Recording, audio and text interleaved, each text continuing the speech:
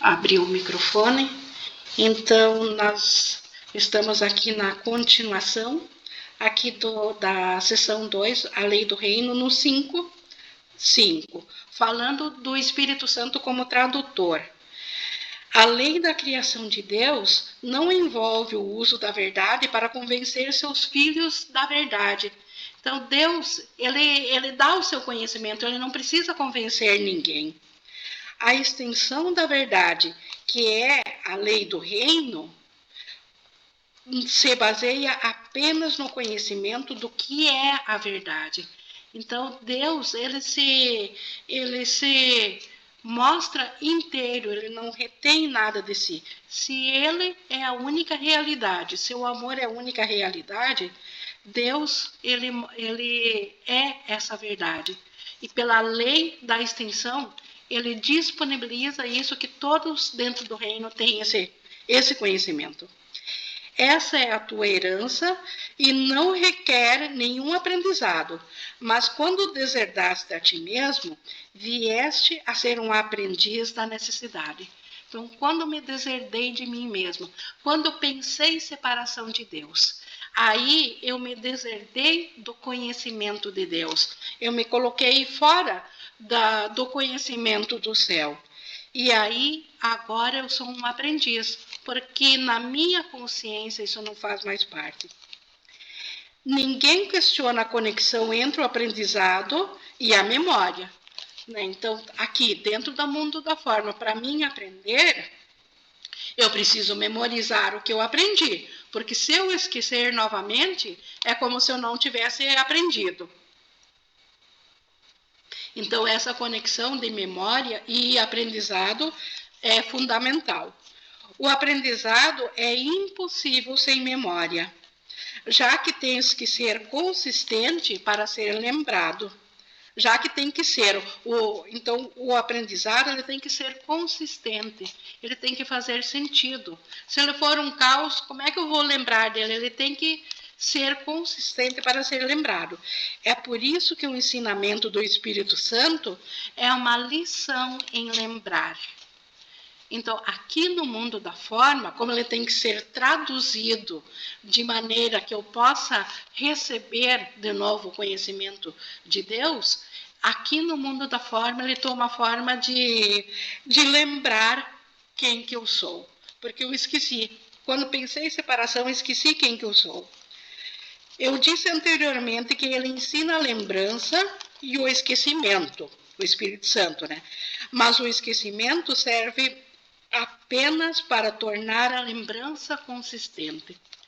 Então, eu preciso esquecer aquilo que o ego diz que eu sou para lembrar aquilo que eu de fato sou. Então, o Espírito Santo ele faz essa dupla função. No momento que eu lembro que eu sou, eu esqueço os ensinamentos do ego. Esquecendo as lições do ego, eu lembro do Espírito Santo. Tu esqueces de modo a lembrar melhor. Não vais compreender as suas traduções enquanto escutas duas maneiras de interpretá-las. Então, enquanto que eu escuto ao ego e ao Espírito Santo, ambos eu vou ainda estar em conflito e não vou compreender quem que eu sou. Portanto, tens que esquecer ou abandonar uma para compreender a outra. Esse é o único caminho no qual podes aprender a consistência, de modo que possas, afinal, ser consistente. Então, não há outro jeito de eu voltar à memória de quem que eu sou em Deus. Eu tenho que esquecer totalmente a fantasia do ego, desse mundo aqui. Por isso que no momento que nós despertamos para a nossa realidade de Deus, o mundo físico aqui do ego, esse reino do ego, deixa de parecer que existe. Porque ele só está na projeção, ele só está na memória. No momento que eu esqueço dele, eu lembro quem que eu sou no céu. Assim como para lembrar esse ego, para mim estar consciente do ego, eu esqueci do céu. Eu não tenho lembrança do que é o céu, porque optei por ver esse mundo separado. Optei por ver o mundo do céu. continuando aqui, o que pode significar a perfeita consistência do reino para aqueles que estão confusos? Então, para quem tem uma mente dual, né, tá na mente certa, na mente errada, o que a consistência do reino pode dizer se ele está no caos? O que a perfeição do céu pode significar? Dentro do caos, ela não consegue traduzir, a perfeição não consegue se traduzir no caos, porque o caos não a compreende. É evidente que a confusão interfere com o significado e, portanto, impede o aprendiz de apreciá-lo. Não há nenhuma confusão no reino, porque há apenas um significado. Esse significado vem de Deus e é Deus. Então, o reino de Deus, ele é completamente significativo, porque ele é Deus, ele é amor, não há oposição. Porque também é o que tu és, tu compartilhas e estendes como fez o teu Criador. Então, nós, como parte de Deus, nós também estendemos esse amor no céu, como Deus o faz, porque nós somos parte de Deus, nós somos parte do reino, e como parte, nós também co-criamos como Deus. Isso não precisa de tradução, porque é perfeitamente compreendido, mas necessita de extensão, porque significa extensão. Então, por isso que no céu nós criamos, nós estendemos. Então, no céu isso não precisa ser explicado, mas precisa ser estendido, e é estendido, por isso que é o céu. Então, isso é a nossa natureza real. A comunicação é perfeitamente direta e perfeitamente unida. É totalmente livre, porque nada discordante jamais entra. Então, no céu, na perfeição, nada discordante entra, porque só o que é o mesmo, só o que é do amor, só o que fala da mesma plenitude é que se estende, é que entra no reino. É por isso que é o reino de Deus.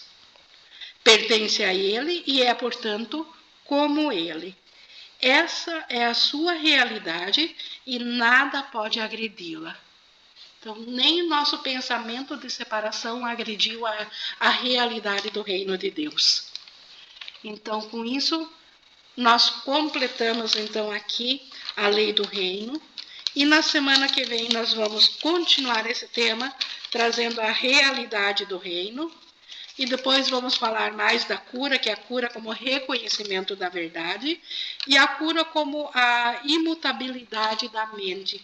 Então, isso nos próximos estudos. Nós podemos, então, continuar a compartilhar sobre essa nossa lição de hoje. Deixa eu ver aqui no chat. Oi, Ingrid. Oi. Aqui é Laura.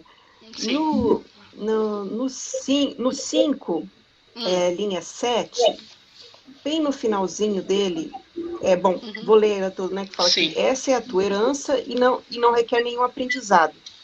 Mas quando deserdaste a ti mesmo, vieste a ser um aprendiz da necessidade. Eu achei interessante esse termo aprendiz da necessidade, porque aí eu queria que você me corrigisse, assim, aprendiz da necessidade junto com o ego, porque aquela teoria da escassez, em que me falta amor, me falta tudo. Então, é essa necessidade que, quando eu deserdei... Sim, quando deserdei... Isso, quando deserdei da totalidade do amor, que é o meu conhecimento como filho de Deus, eu me tornei a parte, na minha experiência, algo ficou de fora. Eu já não estou mais íntegro. Então, se não estou íntegro, Jesus explicou isso na parábola do filho pródigo, que quando ele pensa em separação de Deus e ele vai com a herança de Deus por um breve período de tempo, ele está feliz, ele está contente, tudo é festa, tudo é maravilha, ele não tem necessidade. Mas como ele se via separado do pai, um dia os recursos dele acabaram. E aí ele ficou em falta. Então, nós inicialmente, quando fizemos esse mundo à parte de Deus, no início, por um breve instante, como Jesus diz, nós amamos esse mundo. Ele foi perfeito para nós. Mas quando a gente se deu por conta de quem nós éramos, o que nós fizemos, entrou a lei da necessidade e aí nós começamos a nos ver em falta. E aí bateu a culpa também pela separação. E aí a fuga para fugir da mente, para visar, enfim, fazer o Big Bang para nos esconder de Deus. Ling, não tem como tá no Espírito Santo e tá no ego ao mesmo tempo. Na consciência não, na mente nós temos ambos, mas na consciência mas não. Na consciência não, né? Não. Na atenção, eu sou ciente de um ou né? de outro. Eu posso, numa fração de segundos, pular de um para o outro, mas não tem, porque eles são excludentes, na consciência, não na mente. Na mente, por isso que é como se nós tivéssemos a mente dividida. Perfeito. Então, quando eu estou no Espírito Santo, eu vejo a lei da extensão reflexo do céu. E ela é representada aqui no mundo através da ideia de cura. Curar a mente, curar essa crença de separação de Deus. Por isso que tem aquela lição, é impossível ver dois mundos. Isso. Na consciência, na tua atenção, é isso? Se a minha atenção está focada no sofrimento, na dor, eu estou escolhendo a visão do ego, a visão da separação. Isso, porém, eu tenho uma escolha de escolher o Espírito Santo. Sim, de ir para a mente certa, de escolher ao Espírito Santo, e por isso que ele realmente funciona para nós se nós o escolhermos, porque no momento que eu estiver com ele, é o mundo do ego que deixa de ser visto. Perfeito. Oi, Ingrid. Oi. Não, pode acabar de explicar a Flora aí. Não, depois eu pergunto. Não, entendi, Ingrid, perfeito. Eu queria confirmar com você essa conclusão que eu estava tendo. Eu falei, nossa, deixa eu perguntar para a Ingrid para confirmar essa visão. Perfeito, Ingrid. Isso. Oi, então, Olivia, eu estou meio confusa com esse consciência e a mente. A mente, ela é atemporal, fora do espaço, não tem nada a ver com o cérebro, tá? Porque no mundo físico nós chamamos de mente aquela parte do cérebro operacional dos pensamentos, né? Na manifestação física, nós temos o testemunho dentro do cérebro físico, do funcionamento, né, dos pensamentos. A mente do espírito do curso, ela é atemporal, ela é o filho que Deus criou, ele chama a mente de o ativador do espírito. Então, o espírito, ele não tem vontade, ele simplesmente ele se doa, mas quem ativa ele é a vontade da mente. Então, a mente, ela está fora do espaço e do tempo, porque ela é antes do Big Bang. É na mente, porque Deus é a mente primeira, como a gente aprendeu. Então, Deus é o Criador primeiro.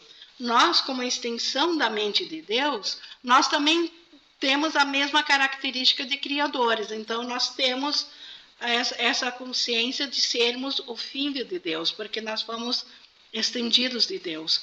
Então, só que essa mente, em dado momento, uma parte dessa mente pensou separação e acreditou na separação. Então, agora, dentro da separação, ainda é essa mesma mente de Deus sonhando com a separação. E a consciência que nós estamos hoje, o curso até diz que a consciência foi o primeiro nível de separação que entrou na mente. Então, só que a consciência, quando ela estava unificada com a mente, quando ela, no primeiro instante, ela amou essa experiência de separação, de algo a mais, que nem a história do filho pródigo. E depois, quando ela se deu por conta, quando ela se perguntou quem que ela era, porque ela se viu separada de Deus, a mente se sentiu extremamente culpada porque acreditou que ela separou de Deus. E ao não aguentar essa culpa, ela se voltou ao ego para uma solução, e a solução do ego foi fragmentar a consciência da mente. E o que ele fez? Ele projetou as consciências, pegou, dividiu a consciência de uma única mente em bilhões e bilhões e bilhões de fracionamentos de consciência e criou o mundo, o tempo e o espaço, em forma de Big Bang, e todo esse mundo físico, que agora nós, o que nós somos o subproduto final, é uma consciência individual fora da mente. Mas nós ainda, ideias não deixam sua fonte. Nós fomos projetados, mas o que é projetado não deixa sua fonte. Nós ainda estamos na mente, mas nós não estamos conscientes disso. Jesus e todos os iluminados estão muito mais próximos de nós, porque eles estão na mente, conscientes, nós estamos inconscientes, porque nós ainda estamos aqui. Então, nós aqui estamos numa jornada de consciência, conscientes, por enquanto, de que nós somos um corpo físico e um corpo psicológico, mas ainda individual. Por isso que a gente diz que a mente é uma só. E é dentro da mente que o ego projeta e o Espírito Santo estende. Então, como é que as duas coisas podem estar dentro da mente? Jesus explica isso através da dissociação. Dissociamos. Ou estou ciente, como a Flora perguntou há pouco, ou estou ciente de um ou de outro. Isso é dissociação. Ambos estão na mente, mas nós estamos fora da mente. Nós estamos na consciência da individualidade. Então, primeiro voltamos nosso pensamento à mente, e é isso que o ego mais tem medo do mundo. Ele esconde com todas as suas forças que nós somos mente. Por quê? Porque é na mente que nós escolhemos ao ego ao invés do Espírito Santo. No momento que nós voltarmos à mente e escolhermos o Espírito Santo, o ego deixa de parecer que existe. E como é que a gente volta à mente? Bom, se a mente não é física, ela é um pensamento. Quando eu penso em pensamento, eu estou na mente. Porque o pensamento não tem forma física. O pensamento não tem corpo. O pensamento não tem tempo e não tem espaço. É verdade, que a gente voa pensando, né? Então, em pensamento, e eu sou um pensamento de Deus, então, em pensamento, eu me volto à mente e entrego essa minha crença no mundo separado do ego ao Espírito Santo, para essa correção. Como ele diz, eu preciso de um tradutor que traduza a lei do céu para mim, e o Espírito Santo faz isso. Ok, entendi agora, obrigada. Ing, Oi. A consciência, então, seria o tomador de decisões? Não, a consciência é aquilo que nós manifestamos aqui. O tomador de decisões, ele tanto coloca a consciência no ego ou no Espírito Santo, ele volta ao pensamento. O tomador de decisões é um termo até que o curso não fala, mas o Ken explica ele muito bem, que é essa nossa capacidade de escolha. Então, como falar de uma coisa abstrata que não tem um lugar físico sem nomeá-lo, porque nós ainda precisamos entender. Então, essa capacidade é o tomador de decisões. Quando no curso fala, no livro Jesus fala tu, esse tu seria consciência ou tomador de decisões? Jesus muitas vezes, na maioria das vezes, fala para esse tomador de decisões. Ele às vezes muitas vezes ele diz tu, mas olhe quem realmente é esse tu que está tomando essa decisão. Então ele faz essas chamadas para nós, como consciência, sabermos que nós somos essa mente, esse tomador de decisões que pode retornar à mente, e precisa retornar à mente, e a mente é pensamento, então ela volta o pensamento ao Espírito Santo, esse tomador de decisões, e não esse ser operacional aqui dentro do mundo físico. Então, tem uma consciência de um ser separado aqui pelo ego, eu sou um ser operacional dentro de um corpo. Pelo Espírito Santo, então eu sou um ser, espírito, que por enquanto ainda está sonhando com a separação, mas que está pronto para despertar, para voltar à consciência de céu. Oi, Ingrid, eu tenho uma pergunta. Oi, Ai, desculpa. Não, pode fazer, Kelly, depois eu pergunto. Tá, primeiro eu quero pedir desculpa se a minha pergunta for... Como eu sou muito leiga ainda, e eu vejo que as perguntas de vocês são perguntas muito inteligentes e muito ricas, assim, né? Mas eu sinto no meu coração de perguntar isso, e ao ler uma passagem aqui no 1, quando ele fala assim: quando um irmão percebe a si mesmo como doente, está se percebendo como se não fosse íntegro e, portanto, necessitado. E aí eu trago agora para mim isso, porque, por exemplo, amanhã eu posso me vacinar contra o coronavírus pela idade. E eu não estou querendo me vacinar justamente por ter essa visão de que eu não necessito.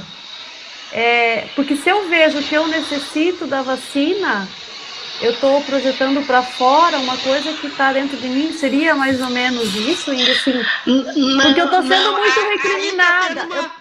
Aí está tendo uma confusão de níveis. Se você ainda se experiencia dentro de um corpo, né, e está se experienciando, porque senão, né, não estaria de forma funcional aqui. Então, já que tem um pensamento que acredita que é um corpo, e dentro do sonho a vacina ainda protege o corpo, então acreditar que é um corpo e não querer vacinar, você ainda está dando realidade a que teu ser como corpo, ele que é o corpo, que é o ser que não pode ser atacado, que é invulnerável. Então, é uma confusão de nível ainda. Quando ele fala aqui que o irmão se percebe como doente, quando ele não se vê íntegro, é quando ele não se vê na mente de Deus, quando ele não se vê como Cristo, quando ele não se vê um só. E não é o caso quando a gente está identificado num corpo. Então, eu diria, se está disponível aqui, a não ser que você tenha medo das reações e ache que ela mais piore do que ajude a vacina, se não é esse o caso, se é só para provar que eu sou um filho de Deus e sou invulnerável, mas enquanto penso que eu sou um corpo, eu sou vulnerável. Então, acho que o melhor ainda é se perdoar. Entendi. Por enquanto que eu penso que eu sou um corpo e está liberada para fazer a vacina. Oi, Ingrid. Entendi. Oi. Obrigada, Ingrid. Eu quero aproveitar a pergunta da Kelly, porque durante muito tempo foi uma dúvida minha. E, Kelly, sua pergunta foi formidável, viu? Não existe essa diferença de quem estuda mais, quem estuda menos, né? Todo mundo sempre traz alguma coisa que ajuda, né? A única diferença que existe em nós é o reconhecimento mesmo, que acontece em momentos diferentes. Mas tudo que um sabe, todos sabem. É só relembrar. Mas aproveitando a sua pergunta, durante um tempo, Ingrid, eu tinha essa dúvida, só que eu comecei a refletir sobre o seguinte: o nosso inconsciente ele é muito profundo, né? E a gente não consegue saber o que tem lá. Porque o que a gente vê é só o que está aqui na superfície. Isso, a consciência só mostra a superfície. São os resultados das crenças. Então, quando começou essa história de vacina, eu comecei a pensar, né, se eu ia tomar ou não. E aí eu decidi que sim, porque existem crenças que eu nem sei quais são. Existem coisas que se refletem no meu cenário, que às vezes eu observando o cenário eu falo, nossa, eu não sabia que eu pensava assim. Então, imagina a quantidade de coisa que tem lá que me deixa... Lá na mente, né? Que tu não está consciente. Que me deixa suscetível ao ataque. Né? Então, eu saber que existe essa proteção do espírito que me foi dada por Deus é uma coisa. Agora, eu conseguir reconhecer isso, Kelly, ainda leva um tempo, a gente precisa de muita prática. Então, eu vou tomar. Quando chegar a minha vez, eu quero tomar logo para ficar livre disso. Aí eu tomei bem feliz. Então, é isso, né, Índia? A gente precisa... Isso, assim como se eu parar de respirar, por mais que eu seja o Espírito, Filho de Deus, mas dentro da minha consciência eu morro se eu parar de respirar ou se eu parar de comer, assim também ainda, enquanto estou nesse processo de despertar, eu preciso de proteções aqui do físico. E a vacina faz parte desse benefício. Eu vejo ela mais benéfica do que prejudicial. Eu senti essa dúvida também, e já tomei as 2 doses, já fiquei da fase imunizada, e principalmente eu pensei, se eu estou vivendo num mundo de forma, convivendo com um monte de pessoas que não tem que não está na mesma crença que eu também tenho que respeitar essas pessoas quando a gente está na convivência. Exato, seria um ataque a elas. Também seria um ataque. E se eu estou na forma, tem que respeitar o... Eu acho até que nessa lição a gente tem ali uma que fala Jesus disse, se teu irmão te pede algo incongruente, faça. Não porque não faça sentido, mas porque teu irmão está te pedindo isso. Então, se você o negar, você está dizendo que o contrário disso é real. Então, o contrário de tomar uma vacina é tão irreal quanto tomar a vacina. Então, ambos dão realidade ao nada, porque o não tomar a vacina ainda também é físico aqui. Então, faça. Inge. Oi, Rafaela. Eu tenho uma pergunta um pouco complexa. Então, assim, se eu não me fizer entender... eu posso tentar reformular. É o seguinte, nós aqui, quando a gente sofre, de acordo com o tema da aula, né, quando a gente sofre de alguma patologia, seja ela a nível físico, a nível mental, enfim, alguma doença, a gente, como é que eu posso dizer, em algum lugar, a nível superior da consciência, a gente escolheu esse roteiro pra gente. Sim, na mente projetou isso para cá, para esse roteiro. A mente projetou esse roteiro, que vai acontecer, né? Seja a doença que vai desencadear a nossa morte, seja uma doença que vai nos levar a um aprendizado, né? Um aprendizado para nós e para outros irmãos. Então, quando a gente trabalha numa mentalidade não dual, sobretudo com o SEM, que tem esse treino, isso ajuda a que a gente não dê realidade a nível de não sentir dor e os sintomas físicos. Mas a doença já foi escolhida, a patologia já foi pré-estabelecida, projetada, e, portanto, a gente não vai deixar de sofrer aquilo, mas a gente vai deixar de ter as dores, os sintomas, o padecimento. O perdão tira essa identificação. Você está pedindo se dá para se desidentificar. E o perdão também colapsa o tempo para algumas experiências que estavam no caminho. Se a lição já foi aprendida, foi desfeita, foi perdoada, ela não precisa acontecer. Ah, entendi. Entendi. Mas, por exemplo, o Jesus escolheu a crucificação, por exemplo, para dar essa lição de amor. Não precisaria ter sido crucificado, mas ele escolheu. Para dar essa lição de amor, ensinar, né? E dizer pra gente que, assim, ele não estava sentindo dor nenhuma, ele não estava sofrendo. Isso, e que o sacrifício é impossível, que o dano é impossível, porque eles não prejudicaram a ele, apenas estavam, em última instância, fazendo isso a um corpo e ele não era o corpo. Entendi. O espírito não era o corpo. Mas eu acho que o teu medo, Rafaela, se tem como escapar daquilo que a mente projetou. Então, o perdão faz isso. O perdão, ele colapsa esse tempo, o perdão antecipa esse desfazer desse roteiro. Acho que essa era a tua dúvida. Se tem como escapar desse roteiro. O perdão antecipado, como ele diz, o Espírito Santo vai à tua frente, endireitando o caminho, retirando as pedras do teu caminho. Tem um lugar no texto que fala mais ou menos em palavras parecidas assim. Então, a nossa mente voltada, a mente certa, tem esse... aliás, é o único poder de mudar a projeção aqui, é o perdão. Obrigada. É o verdadeiro. E aí, dessa forma, Ing, a doença pode nem acontecer, né? Porque se eu perdoei a crença que iria gerar aquela lição, eu não preciso receber a lição, né? Exato, se ela já está aprendida, se essa crença já foi desfeita, ela não tem, o Espírito Santo desfaz os efeitos dela. Então ela não precisa mais se manifestar. Porque o que eu entendi... Mas aí você tem que ter... Desculpa, Márcio, mas só perguntando na tua pergunta, a gente tem que ter consciência, saber qual é essa crença, é necessário saber qual crença é? Porque tem crenças que a gente nunca vai saber. Não precisa fuxicar dentro, mas precisa reconhecer, como ele diz aqui, que eu estou separada de Deus, que eu me vejo à parte. Então, voltar ao Espírito Santo, isso precisa. Não precisa fuxicar dentro do mundo da forma, qual é a forma que ela se manifestou, mas preciso reconhecer que é um pensamento meu que está equivocado, que está acreditando na separação.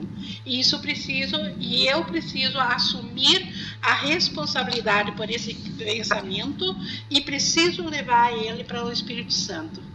A minha dúvida com relação ao que Rafaela coloca, de onde vem essa crença que ela vai ter uma doença? Porque alguém da família teve e ela acha que está projetado?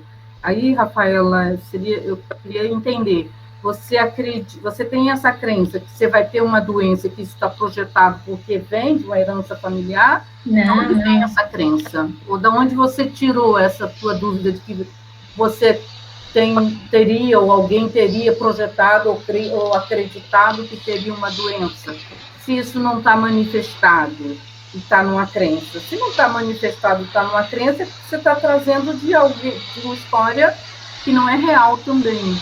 Se está manifestado, de alguma forma você está criando isso, projetando.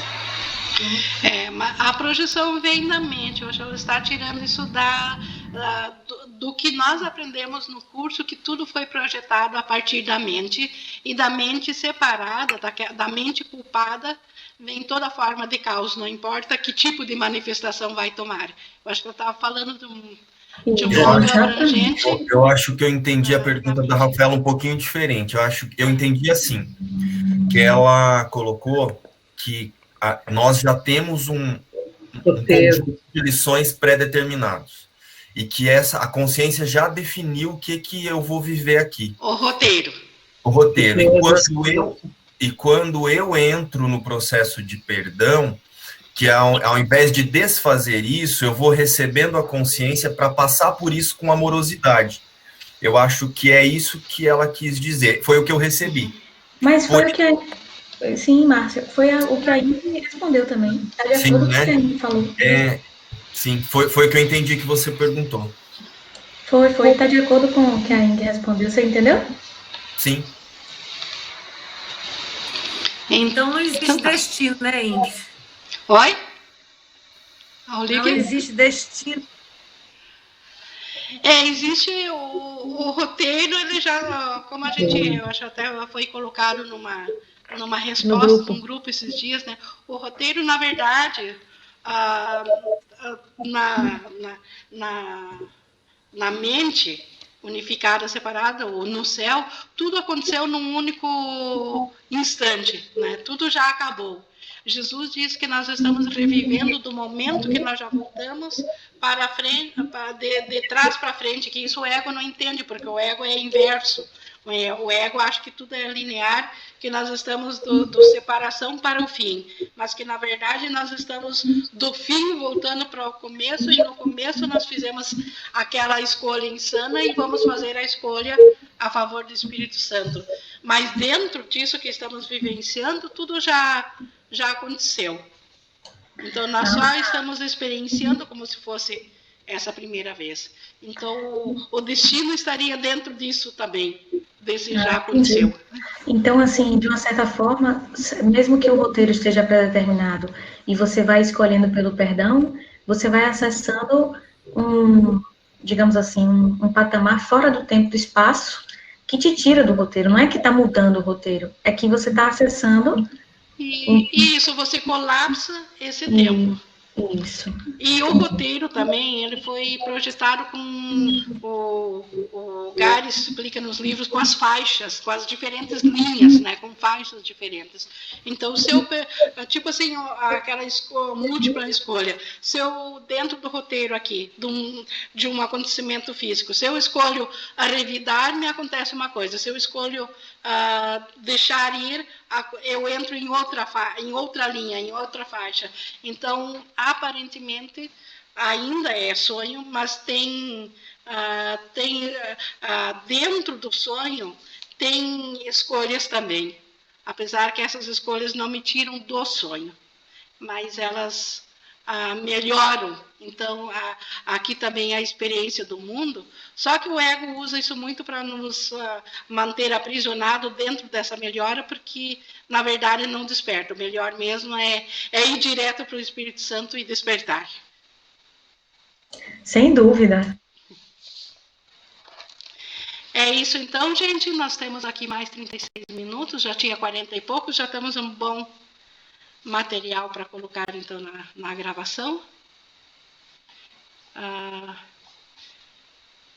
Eu vou encerrando, então, aqui a gravação. Obrigada pela participação.